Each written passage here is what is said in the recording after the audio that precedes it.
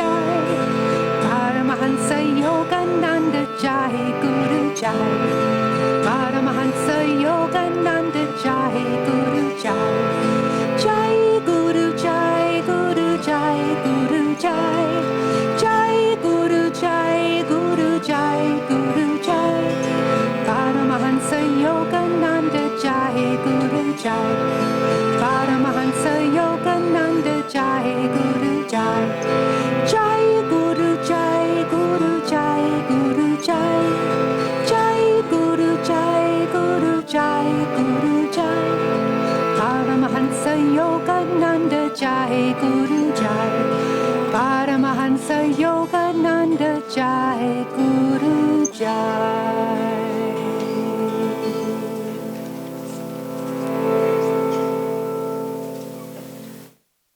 Beloved Guru, Paramahansa Yogananda Ji, saints of all religions, we humbly bow to you. Beloved Lord, we feel your soul call,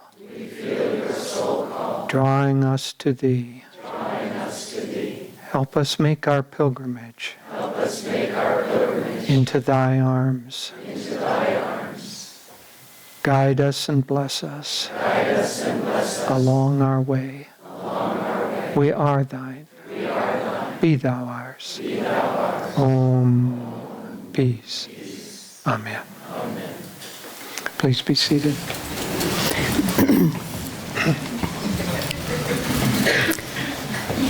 Good morning, everyone, and welcome to our Inner Renewal Week. If there's a seat by you, please raise your hand because I can see there's people are coming in at this time. Well, we want to welcome. We're going to use that. Sorry. We want to welcome all of you, and we have people who have come quite a distance from New York and Rhode Island and Maine and many of our communities throughout America, and we have people joining us through our live streaming internet all over the world. So it's an interesting experience in this Dwapara Yuga, how there really is no space. And this little point where we all are residing right now, it's everywhere. Just as Master said, God is center everywhere, circumference nowhere. And so it is with these teachings. Whenever we share them, whenever we talk about the great blessings that Master gave us, we're speaking on a place of timelessness and spacelessness, and we invite you during this week to try to dwell in that space. Try to let go of all your worries and preoccupations and what you're going to do next week. Jyotish and I are flying to India next week, so we're trying not to. We won't think about it. Trying not to think about packing. But let's just dwell in this moment, the eternal now. And in preparation for that, we're going to do something that is from a timeless, spaceless experience, the blowing of the conch. As you know from the Bhagavad Gita, the conch represents the call of the Pandavas, which represent the chakras. So this is the sound of the chakras calling us within.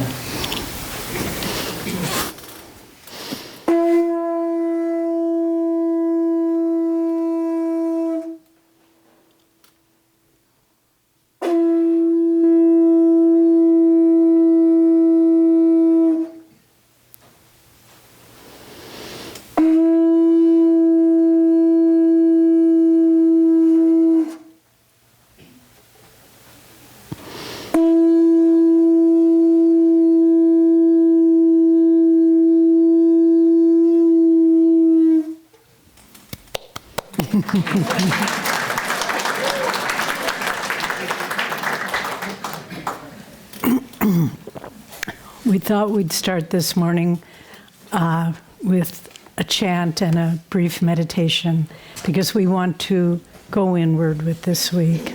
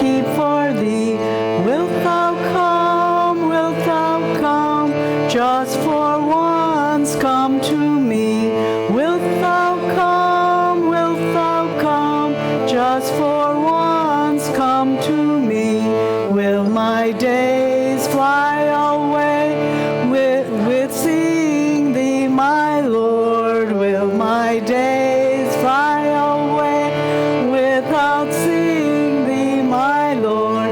Night and day, I look for thee, night and day, night and day, I look for thee, night and day. Door of my heart, open wide, I keep for thee. Door of my heart, open wide, I keep for thee. Wilt thou come, just for once come to me? Wilt thou come, just for once come to me? Will my days fly away without seeing thee, my Lord? Will my days fly away without seeing thee, my Lord? Night and day, I look for thee, night and day, night and day, I look for thee, night and day. Door of my heart, open wide, I keep for thee. Door of my heart, open wide, I keep for thee. Wilt thou come, just for once come to me? Wilt thou come, just for once come to me? Will my days fly away without seeing thee, my Lord? Will my days fly away without seeing thee, my Lord? Night and day, I look for thee, night and day, night and day, I look for thee, night and day, night and day, I look for thee, night and day, night and day, I look for thee, night and day, night and day, I look for thee, night and day, night and day, I look for thee, night and day, night and day, I look for thee, night and day.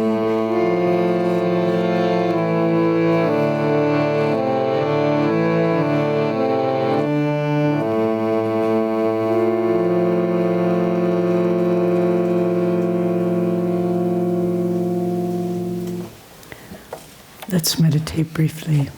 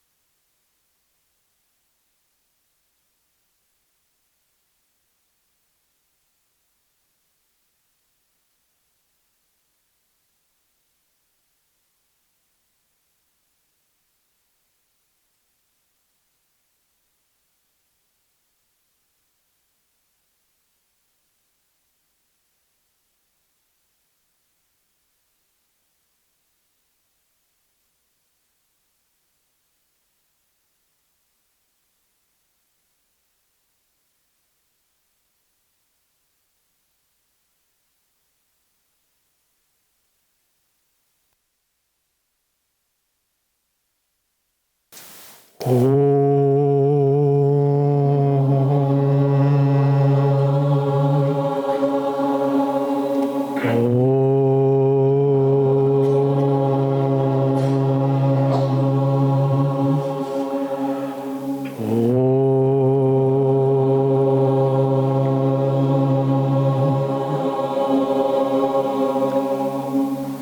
Shanti, Shanti, Shanti.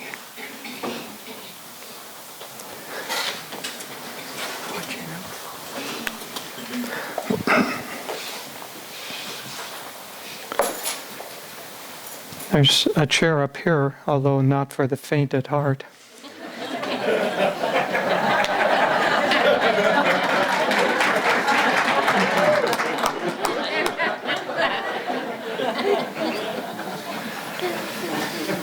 So this morning, the topic is the inner pilgrimage. And instead of talking about an inner pilgrimage, I thought what I would do this morning is to share the experience of the inner pilgrimage. So I'll share with you the experience of my inner pilgrimage. Now, I've thought about this some, and when I think back, time gets really stretchy. So I don't know whether I'm sharing a whole lifetime or whether I'm sharing a year or a single meditation or an amalgamation of all meditations. At any rate, here's how it happened. I had studied some, I had read some of spiritual literature, and I was interested in somehow taking a pilgrimage, an inner pilgrimage. And I'd looked at Zen path, and that seemed a little dry for me, and I'd looked at other ones. Then I found a pilgrimage called The Path that had to do with Yogananda. And it was supposed to take you to the ocean of bliss. Well, that sounded good to me, so I figured, I think I'll do that one. There was a brochure on it, and it gave you certain little hints that said along the path there wouldn't be any use for credit cards or money, but you could bring money and exchange it for tokens, which could be used along the path. And so I did that, and I prepared. I had in my mind that this path was going to be, I don't know, something like the Pacific Coast Trail or Camino de Santiago or some of those famous pilgrimages that you take to holy places. But I figured I'd better pack light. So I'd done my research, and I'd gotten a little tiny stove, and the sleeping bag and the nice backpack and the good walking shoes. And so I showed up at the entrance, which I thought was going to be a trailhead. But it was completely different from that. It was like coming to Disneyland. There was this big kind of village there with lights and shiny things, and there was a place you could exchange your money for tokens, and I'd saved up a few $100s, and I got my tokens, and there were others, and they must have been more concerned because they were exchanging thousands of dollars. And so we came inside, and just kind of like Disneyland, that entrance where it's kind of a village. It looked a little hokey to me because I wasn't expecting it to be that way.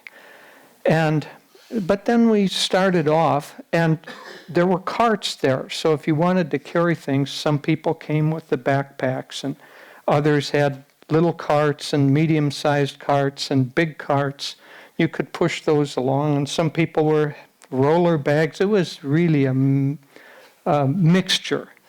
And there was this one fellow, kind of a big, heavy fellow, red-faced, and he had somehow managed to put 4 carts together, all piled with goods in them. And he was pushing that rig along. And so we started out, and it was a beautiful day. The path was wide and paved, and everybody was going along having a good time. And we were, I was walking along, and others were dressed kind of like me, and some were pushing carts, and of course there was this big fellow. And then I saw this one man kind of going, and he was helping push carts. And he didn't have any backpack at all. All he had was slacks and a t-shirt, and on the back of the t-shirt it said plain living, and on the front of the t-shirt it said high thinking. And he had a pair of sandals, and he was dressed really lightly, so he was going along helping people push their carts and pull their bags. And so we were walking along, and I don't know, mid-morning he noticed that I'd been kind of looking at him out of the corner of my eye. So he came over and he introduced himself. He said, "I'm Walker." Now there wasn't too much talking on this path. They kind of discouraged it. There was a sign that said, "Please keep silence unless you have, please do not speak unless whatever you have to say improves upon the silence." And so mostly it was being ignored, but people were not talking too much. So this man came over and he introduced himself, and he said his name was Walker. And I didn't know whether that was, one of these handles that you get along the trail or his real name, whatever. And he said, "You want to help me push some carts?" And I kind of looked at him, and I guess he saw that I was a little hesitant. And so he said, "You'll be happier if you do." And so I figured, well, what have I got to lose? I said, "Sure, I'll help you push some carts." And so we were moving along, and everything was, as I say, it was a beautiful day, smooth path, easy. Then we came to a slight upslope, and that upslope made it harder for the people, especially the guy with the 4-cart rig. He was really struggling up there. But after some time, it kind of leveled out again. And then as evening came, we came to a guest house.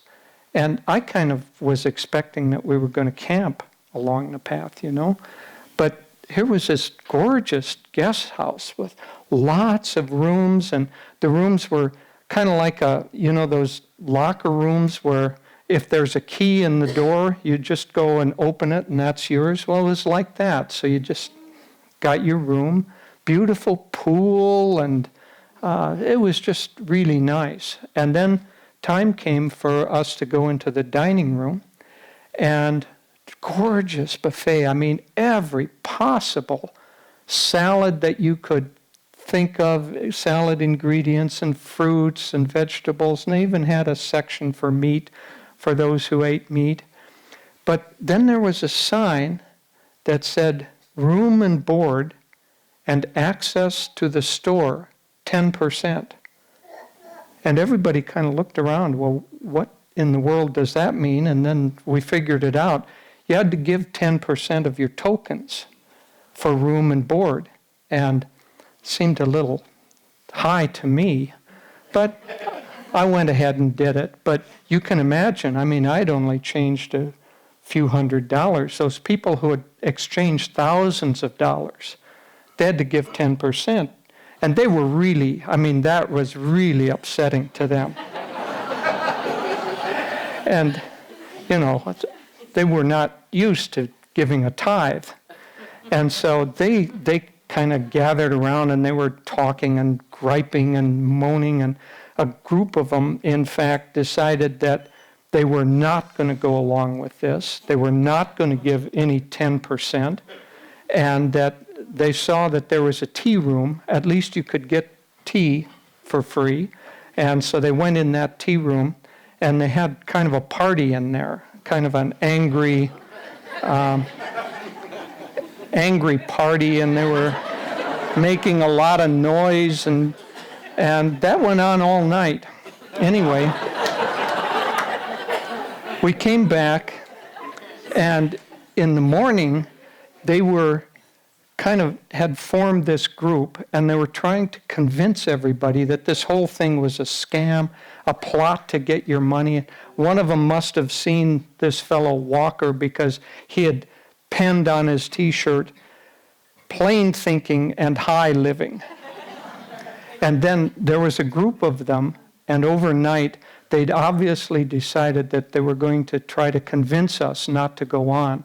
And they'd thought up a really nifty slogan that they were going around, and they were very serious. And this slogan was going to convince, and it did convince some people. And it was, "What is wisdom if not to keep what is ours for ourselves?"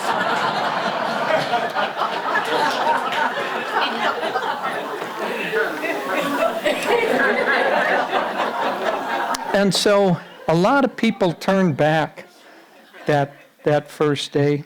But then the part came for free access to the store. And I thought it would be, a little mom and pop shop where you could get some trail mix or power bars or something. But I went in and it was like a Walmart. I mean, it was huge. It had a furniture section. It had appliances. It had carts that you could get. Well, you can imagine the fellow with the 4-cart rig. He had really piled it up. But then there was a sign that said, "Feel free to use whatever you want. Return it when you're done." And then there was a little note saying, "Return station 1/2 mile." So everybody was, well, not everybody, a lot of people were piling up their cart and started off. But I got a few power bars because I wanted to travel light. And so started off, and then it was the first time that I realized that the management for this place had a kind of a dark sense of humor. Because you went out the store and around a bend, and then there was the return station, and it was right at the base of a long flight of stairs. And so obviously, nobody was going to take their carts up the stairs, so everybody was returning everything that they'd gotten in the store. Well, almost everybody. The fellow with the 4-rig cart, he had 2 pull bags. He had a backpack, but he'd swung it around so that it was on his front. And believe it or not, he had a plasma TV strapped to his back. And I think even he was a little embarrassed. I came up and I looked at him because he had a cap on that said San Francisco 49ers. And I kind of looked at him quizzically, and he gave this little smile. He said, "The TV's for next year's Super Bowl." And so we went on, and that was the last time I ever saw that guy. I don't know whether he made it or not. But after the flight of stairs, it kind of leveled off. And so we walked. And each night, as we walked, you came to a guest house. Of course, they got smaller because people were turning back.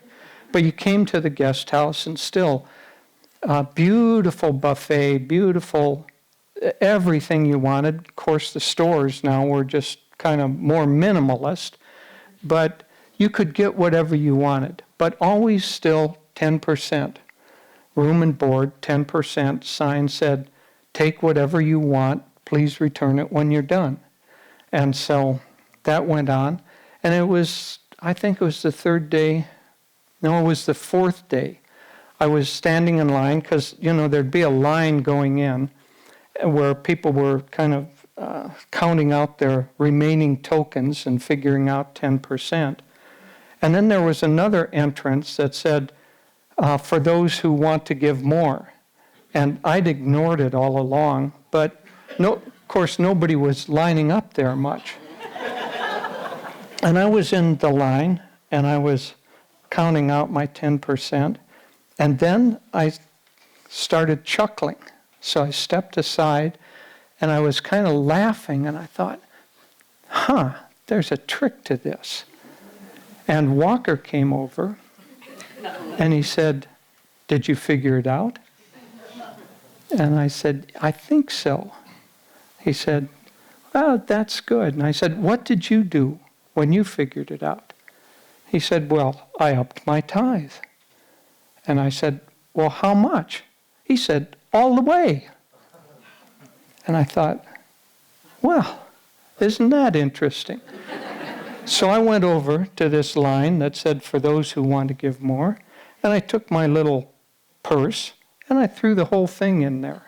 I gave 100%.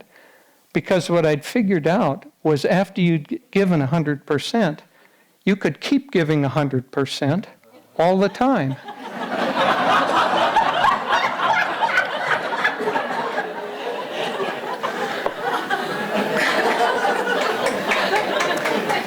And so Walker and I, we were the only two that went through that line. But after that, I think others got the idea, and more people followed along that way.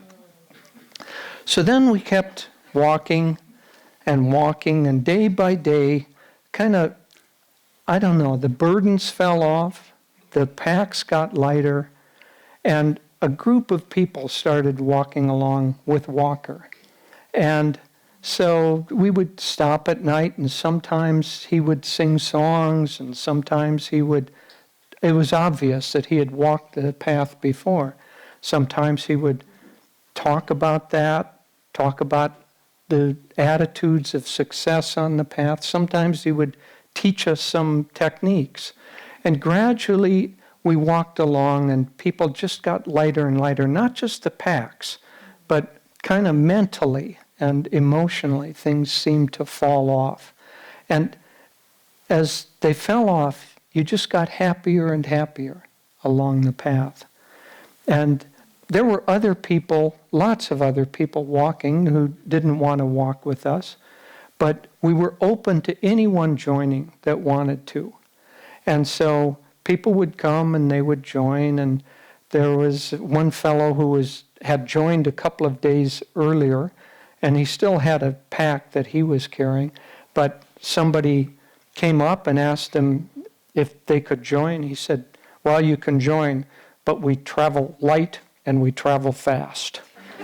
And well, it was true. It sounded like the line out of an old John Wayne movie or something, but pretty soon he was along, and he dropped most of his stuff with his pack, and every night you'd come and there was a place to stop, and they tended now to be more little tents and campfires than these big kind of gaudy guest house that was like the first one we stopped at. And as people went along, I noticed that they began to drop off things that they had been clutching to themselves. I saw one woman who had been writing in a journal all the time, and every night along the way writing in a journal. And then I saw one morning as we were walking along that she had thrown the journal aside, and I saw the cover. It said regrets.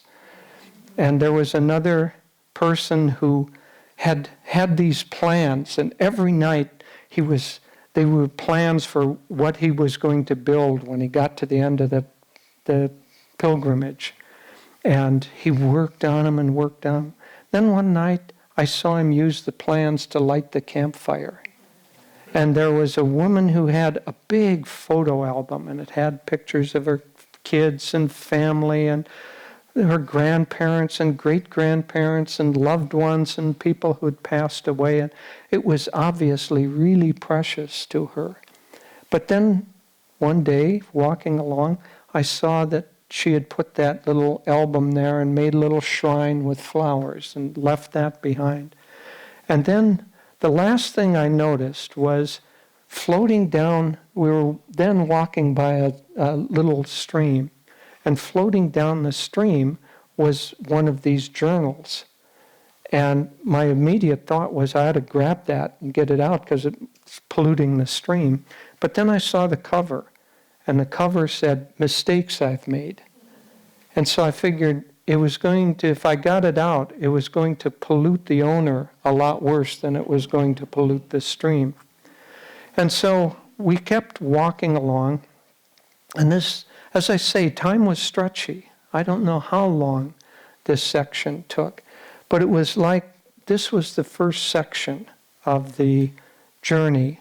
And then we saw people on the other side of this stream, a river by this time, walking the other direction.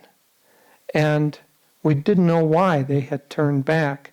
And somebody called out, "Why have you turned back?" And one of them said, "We didn't pass the exam." And we thought, exam? And then there was a sign saying, "Exam ahead, 25 miles." And so we went to Walker because we were nervous. We saw a lot of people coming back. And so we asked him about the exam. He said, yeah, there was an exam. And he said, but we haven't been preparing. We haven't been studying for anything. He said, I don't know. You don't need to study for this one. I think most of you are pretty well prepared.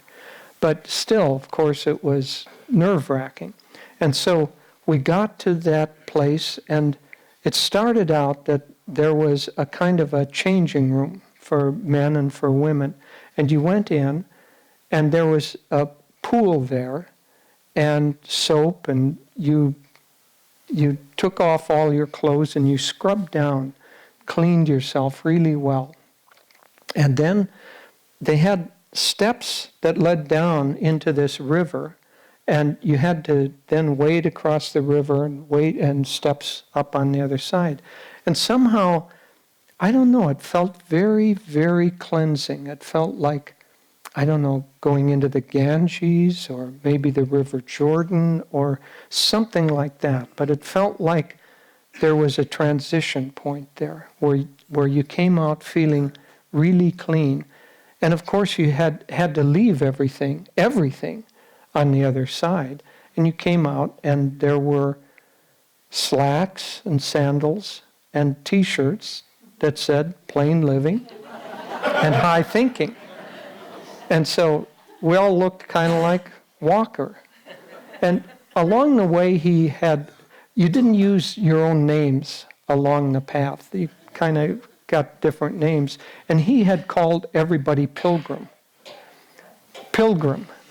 But he had a certain way of intonation in his voice or something. So everybody, even though he called everybody Pilgrim, everybody knew how he pronounced it, that he was referring to you. And some people, he had a little sense of humor too. There was one person who was really annoying, and he tended to call him Pilgrim.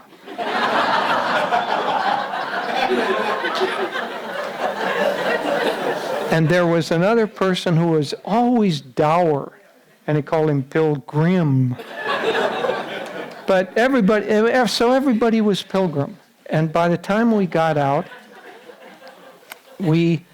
all we had were the slacks and the sandals and the t-shirt. And then there was the exam room. And there was a stack of exams. And I don't know whether you've seen the exams that you do in college where they have the blue covers and, the pages of exam questions and kind of a seal on it. So I picked up one, 8.5 by 11, and it looked like there were 15 or 20 pages inside, but I couldn't tell it was sealed. And on the cover, it said, 1, please answer honestly. 2, you may return as often as you like to retake the exam. 3, begin when you hear the conch. And so we went in, and of course, everybody was nervous. Along with the exam was a pencil and a great big, one of those rubber gum erasers, so you could rub out an answer and change it. And so we went in, and then I heard the conch, and I opened up my exam, and at first I thought I got a defective copy because the first page was blank, The other side of it was blank. And then it was blank page and blank page and blank page. And at the very end, on the last page, was one question. You had to answer true or false. And the question was, from now on, I embrace as the only purpose of my life the search for God. True or false? And people were thinking about that, taking it seriously. And a lot of people, especially Walker's group, checked the true box for that. And some people looked at the cover and thought, well, you come back and retake the exam if you want. So they headed back the other way. But then, after the exam, the trail, the path, changed in temperament a lot, because then we started coming into the high passes. And it took total focus, because it wasn't so much it was dangerous, it just took all your focus and concentration to walk along the path there. And the first section of that, there was a high cliff on one side, but somehow there was moisture, and the covering of the path there was with clay, and the moisture had made it really, really slippery, almost like ice. And so it was really easy to slide off. Now, it wasn't dangerous, but when you slid off, there was kind of shale, and so you tend to slide down this slope, and then it took you a lot of effort and time to kind of clamber back up and get onto the path. And everybody was slipping off and clambering back up. And then I remembered something that Walker had said. He said, when you tend to slip, stay centered in your spine and relax completely. And so he even gave an example of a skier. And so I did that. I got really centered in my spine, and I got completely relaxed. And I found as long as I could maintain that, I didn't slip off anymore. And not only that, but it became kind of fun, because when you hit a downslope, you could kind of slide down. As long as you were centered, you could slide down kind of like a snowboarder without the snowboard, and that section became actually very enjoyable. And then the wall kind of fell away, and the path was still very narrow, and these winds started swirling around and just blowing really hard. And so here you had to not only concentrate, but it was a little bit frightening with these winds. It reminded me of that line from Master's poem, when storms of trials shriek, and when worries howl at you, drown their noises loudly chanting, God, God, God. And so I did that. And I was chanting God, God, God. And it worked. The kind of noises faded away, and any worries or fear faded away, but the winds were still swirling around, still blowing back and forth, and it was very difficult. But then I remembered that Walker, one evening when he taught us this technique of Kriya, he also said something from the Gita. He said that Kriya, the control of the breath and the life force, was like controlling the wind, and that the wind was easier to control than the mind. But I figured if Kriya could control the mind, maybe it could control the wind too. And so I started doing Kriya as we went along. And sure enough, as long as I was doing Kriya, and as long as I was completely focused, then the winds just quieted down. And the path became actually quite easy. You could move along quite quickly. And then we came to another section where there was like a wall. I don't know if you've ever seen those photos from, I think it's from Arizona, where those sandstone walls go way up and you can see kind of a channel through it. Well, it was like that, except it was kind of this golden yellow sandstone, and the walls started to get really, really narrow. And so the only way you could get through was kind of squeezing yourself through like this and kind of using your hands and feet, because it was like scraping you. It was like at this section, it was scraping away everything, taking you down just to absolutely your core. And so it seemed quite a long time that went on, that scraping process. And then at the end, you could see that these narrow walls had opened up. And at the end, I still don't know whether it was a natural formation or whether it was man-made, but it ended in a perfect circle. And that perfect circle was the exit. And because the light was outside, it made that yellowish golden sandstone just kind of glow. And then through that circle, you could see the sky. And the sky was a beautiful, beautiful deep blue. And then right in the center, they must have known exactly where to place this, was a pure white star. And so I knew that was the end of this pilgrimage. And so when you exited there, you came out into this, I can hardly even describe it. It's a beautiful, beautiful valley ringed with mountains. In some ways it reminded me of that movie Shangri-La, and in other ways it was, I don't know, Rainbow Falls, and it was kind of like Rivendell or something. Anyway, it was gorgeous, and it was huge, really large. And then the most fun thing of all was that there was this cliff, and there was a suit that you could put on. And as soon as your feet were off the ground, these wings snapped out from the back, and you could soar. And I could see a few others doing that. But frankly, it was really scary.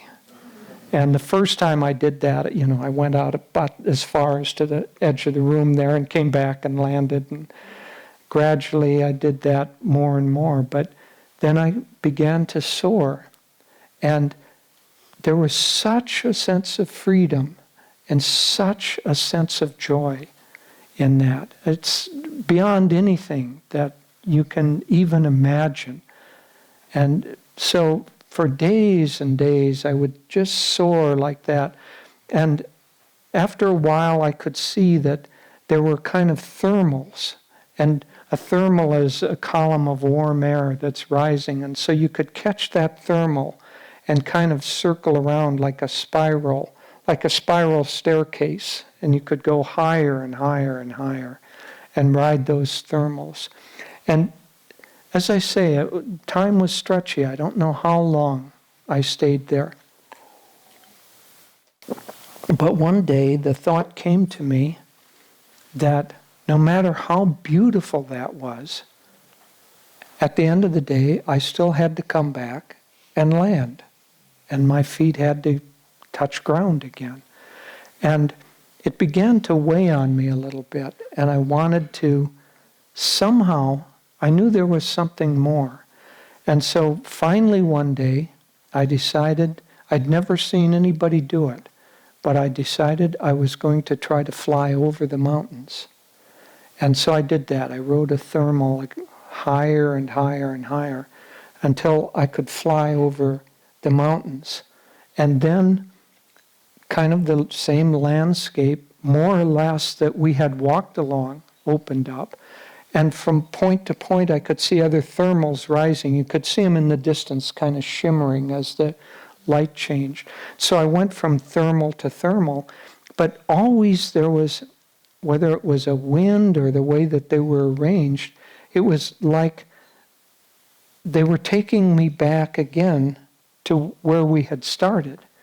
And so kind of mid-afternoon, I came back, And I looked down and I saw the same entrance, the same Disneyland-like entrance to the path. And I saw a walker. And he was there as if waiting for me. And so I landed and he said, "Hi, I've been waiting for you. I wanted to say goodbye." And I said, "Well, why are we back here? Right where we began." And he said, "Well, certainly you didn't think this journey, this pilgrimage, was about taking your body from one point to another."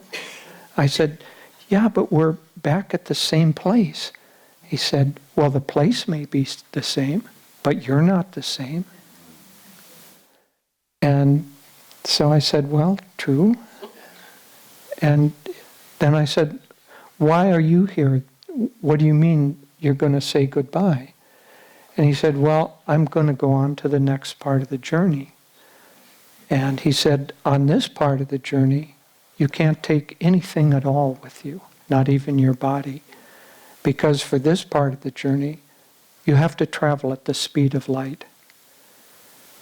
And I said, "Well, can I go with you?" And he said, "If you're ready." And the way he said it, I knew intuitively that I wasn't quite ready. And so then there was a little commotion, some kind of shouting or something at the entrance to the park. And I looked over and caught my attention for a little bit. And then when I looked back, all there was were a pair of sandals and a shirt, a little pile of clothing. And there was a note on it. Said, "Use this if you want. Use these clothes if you want. When you're done, pass them along to someone else." And it was signed Walker. First time I'd ever seen him sign his name. But he had this squiggly little handwriting. And the loop of the K, he had crossed that so it looked like a T. And so I took off the wingsuit, and there was a return station, as always.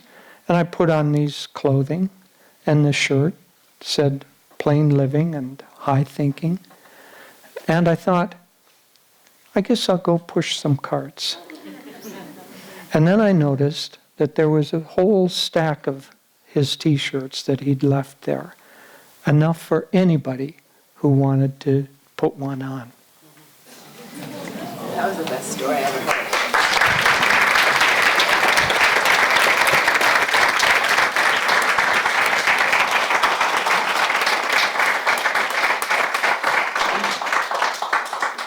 Let's just meditate for a few moments and then we'll go on.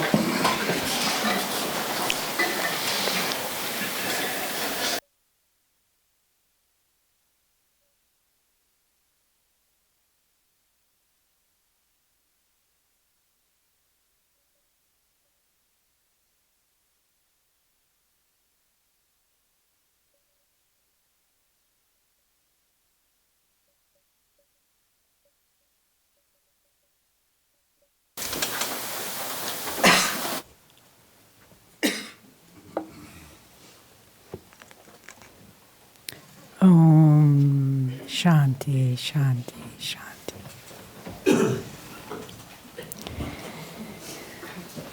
Well, this fellow Walker wrote a lot of books.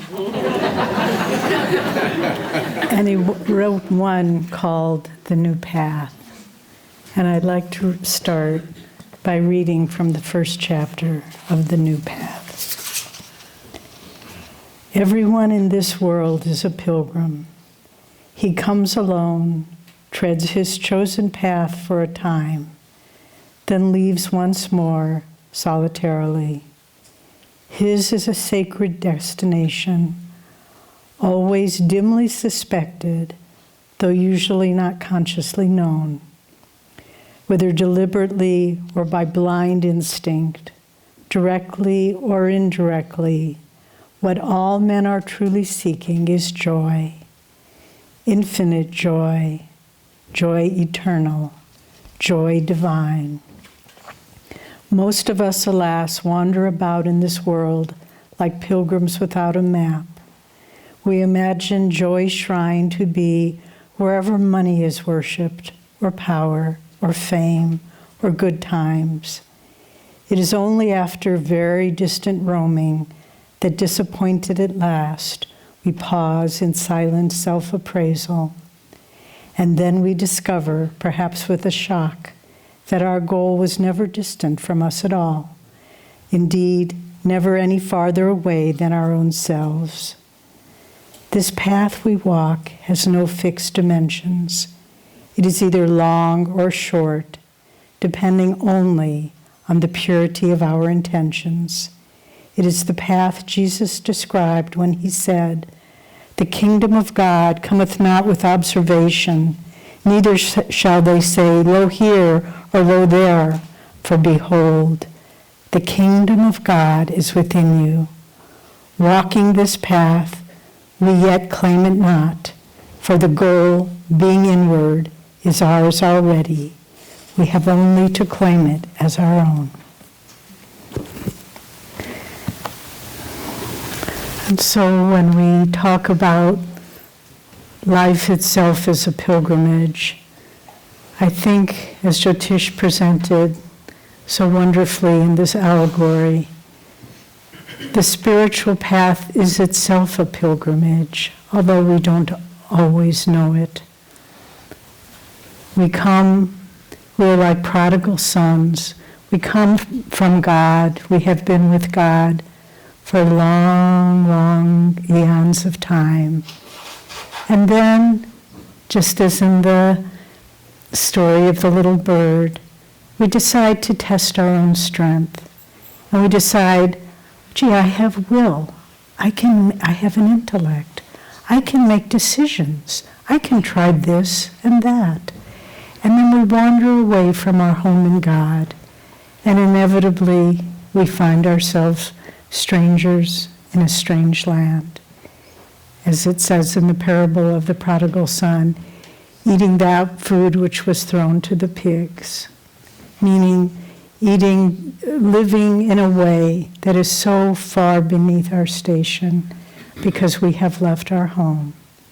And the whole of the spiritual path, the whole of life, in fact, is to trace our steps back to our home in God, to that bliss eternal. And as Swamiji said, it can take us a long time or a short time, depending on the purity. Purity means single-minded focus, the single-minded focus of our intentions. And if our intentions are single-minded, then we begin this journey. And when do we begin it? That's an interesting question for each of us to ask ourselves. Because there's a moment, really in time, maybe in this lifetime, maybe many lifetimes ago, when we realize this is not my life. The life I'm living is not what I'm meant to live, like the prodigal son. Maybe it's pain that drives us to that choice. Maybe it's suffering. Maybe it's wisdom when we look around us and say, this world is not what it seems. It's really like water through my hands. I can't grasp it. Or maybe it's devotion, where we say, Lord, I love you more than anything this world can offer. Whatever it is that prods us onto the path, we take that step and we begin the journey.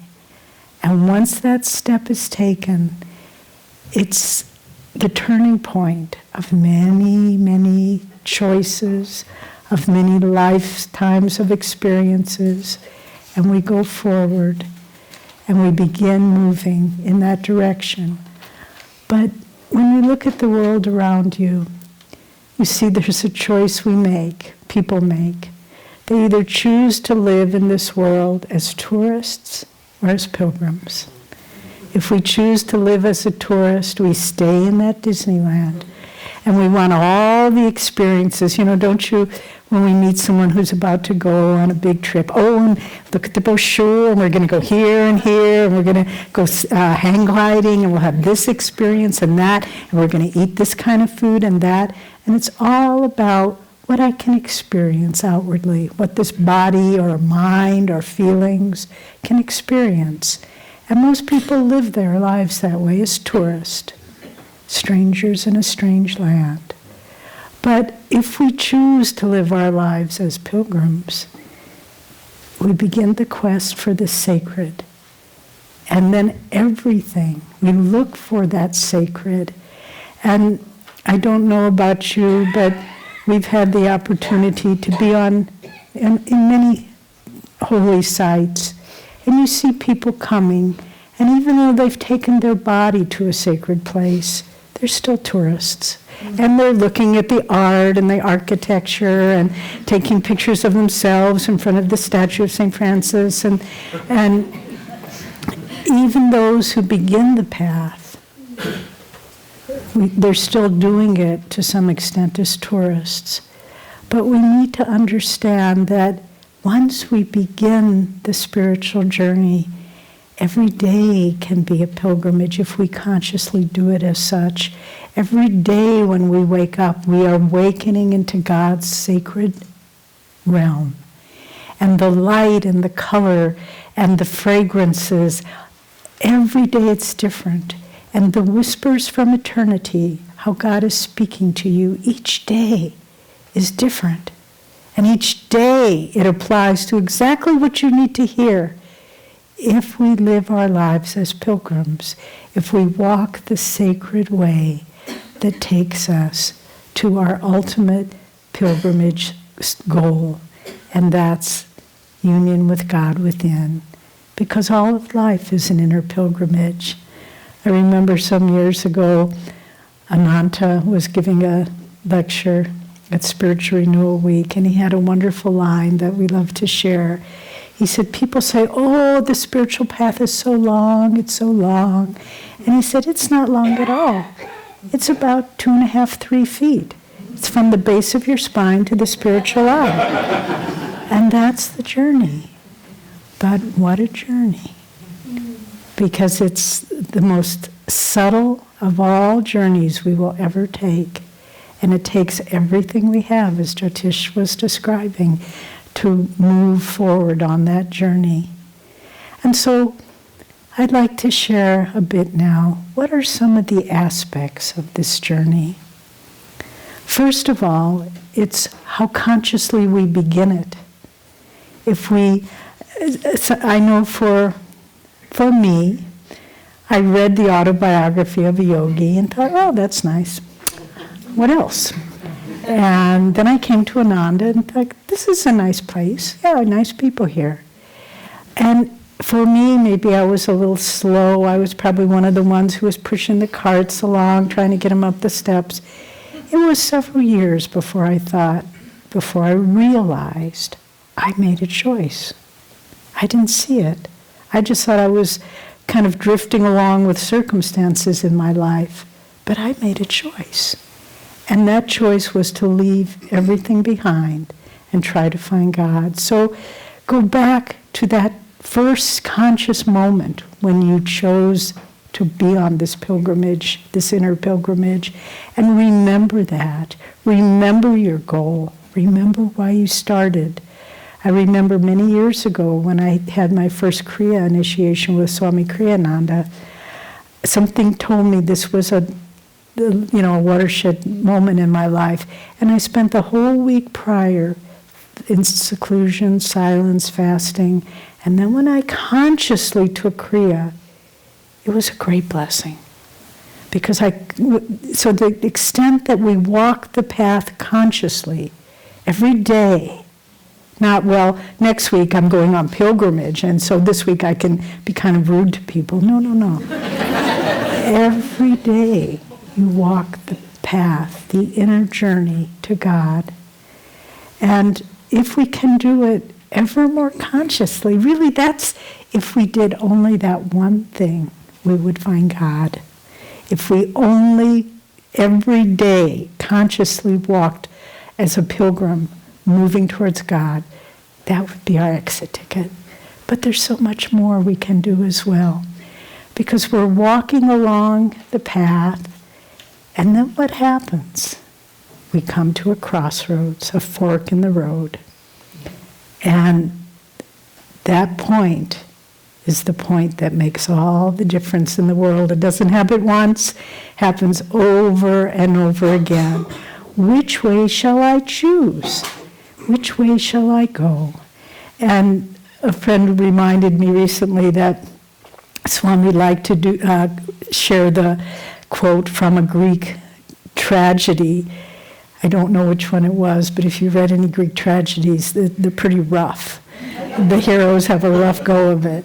But in this one, there was a line that said, when the gods want man to suffer, first he makes them crazy. And so you come to a fork in the road, and you think, wow, look at that, a new car. I think I'm going to work really hard to get a new car, or whatever. And so often, people have told me, you know, I was just about to move to Ananda village. I had quit my job, given up my apartment, got rid of a lot of my stuff, and that day, the perfect job that I had been waiting for years, or the perfect person walked into my life, just like sent from God. Well, I don't think so. The gods make us crazy. And we think, that might really work. I think I could still be on the path and have this whatever. But it doesn't work. We have to make the right choice. And we have to move in the direction. Many of you know, we had a wonderful experience last November. We went on the pilgrimage to Babaji's cave. Mary is here. She was with us on the trip. And it was a wonderful pilgrimage. But it was also, there were so many lessons I learned. It was on that pilgrimage we had the idea of this theme for Spiritual Renewal Week. Because we would come to forks in the road, and often we would just be walking along and we didn't really know which way do you go here. But Keshava, one of the tour guides, somehow always managed to stay in earshot. And we were at a certain point and we yelled down, Keshava, which way do we go? And he yelled back, when in doubt, keep going up. And there you have it. When you're not sure, don't go sideways, don't go backwards, and don't go down. Go up. And so when those forks come, take Keshava's advice. Keep going up. And we know what that up is.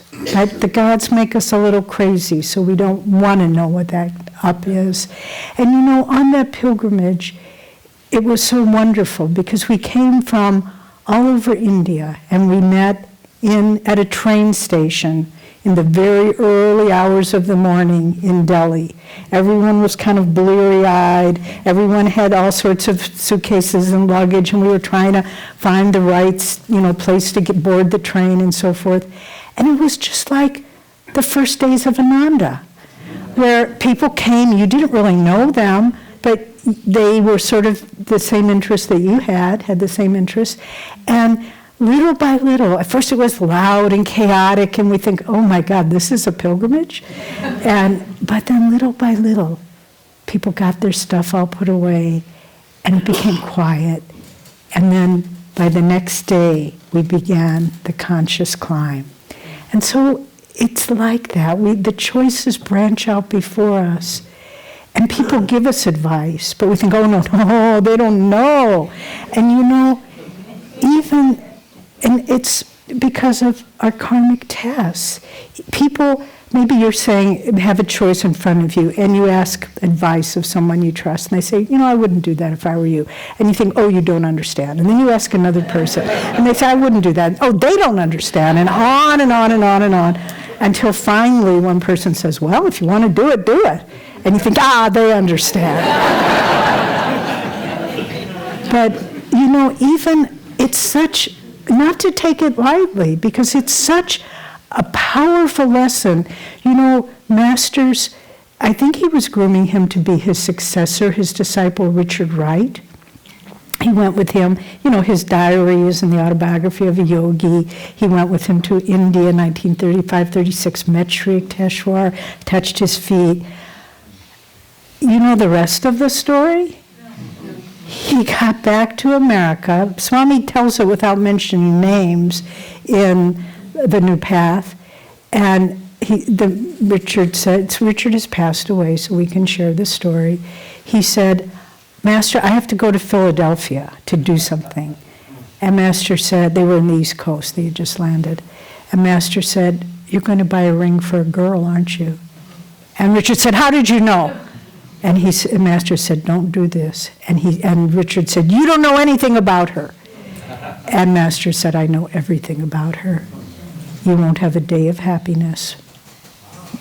Fork in the road, the gods make us crazy, meaning our karma blinds us to the direction we should take. And he went, and he married that woman. And Master said, indeed, he did not know one day of happiness.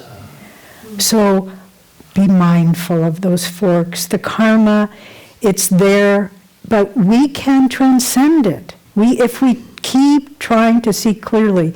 Now, how do we see more clearly? Tomorrow our whole talk will be overcoming karma on the path. So we'll just touch it lightly here.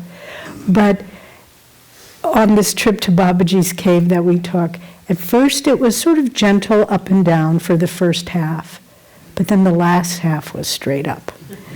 And and there was one man on the pilgrimage, and this is true, not allegorical. He had a deformed spine and short leg, and I thought, how in the world is he ever going to do this? With cheerfulness, with joy, he made it up to the top and back. I couldn't believe it. He was an older Indian man, but so much did he want to make that journey that he did that.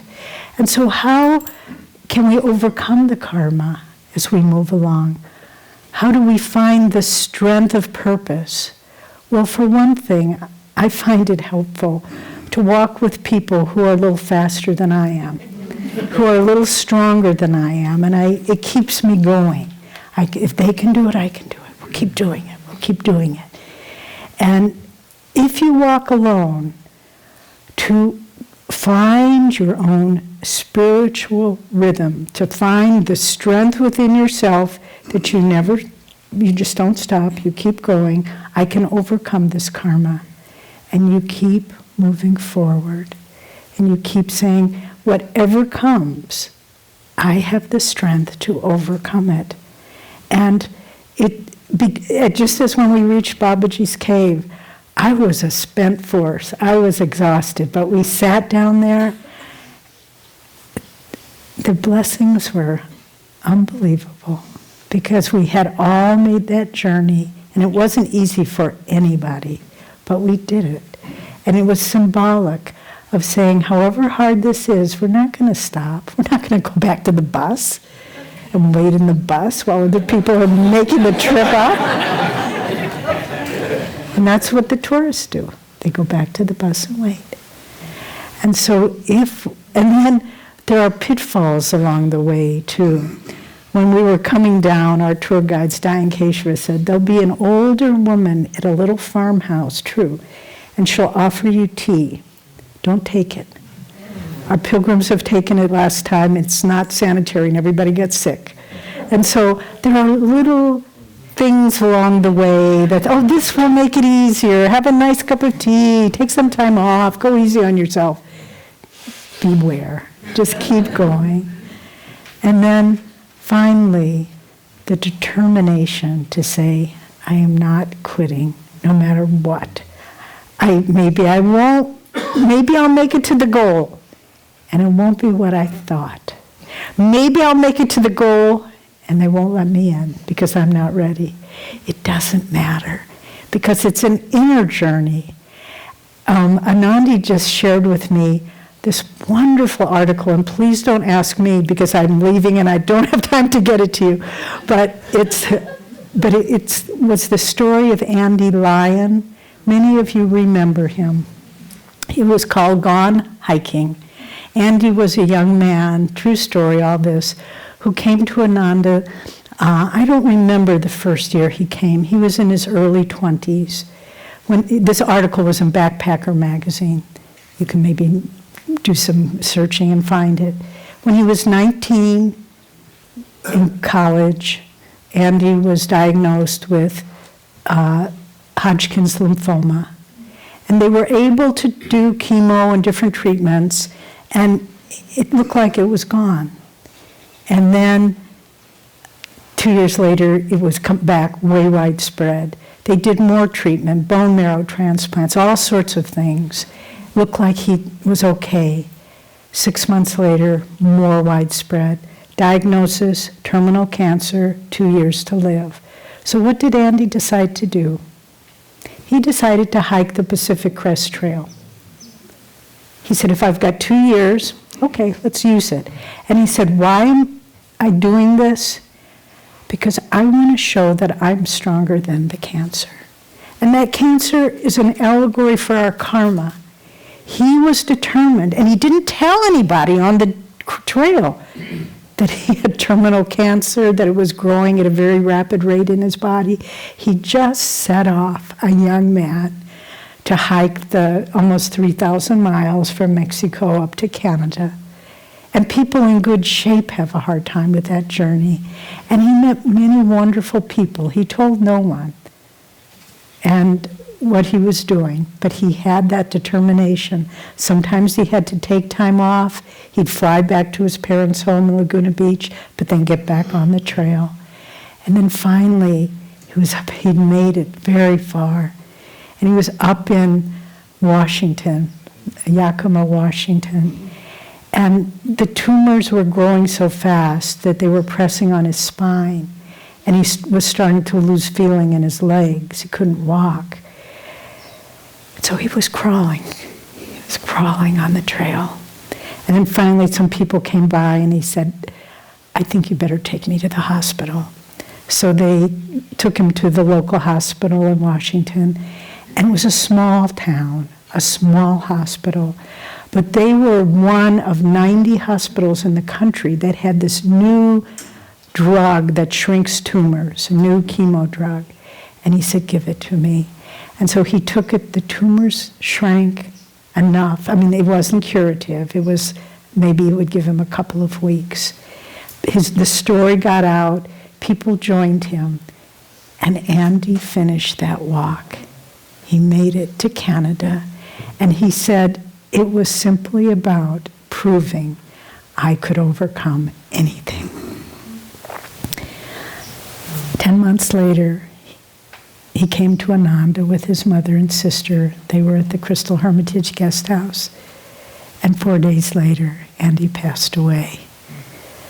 But that is an inner pilgrimage. Andy did it for us, not only for himself.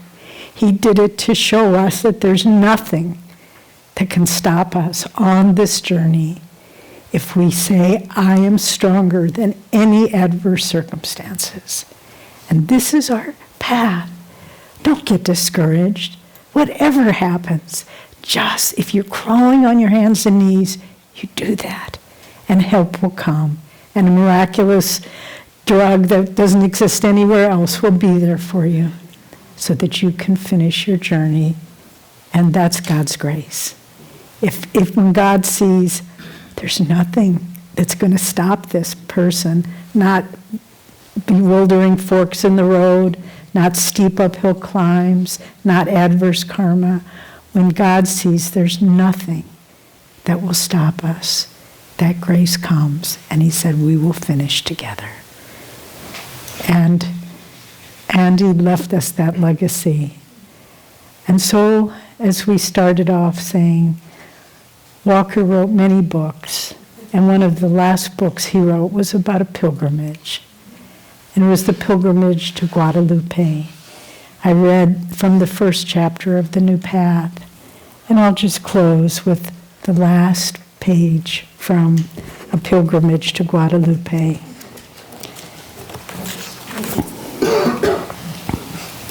And the pilgrim says, I see now that there was no pilgrimage to be made, no goal to be reached.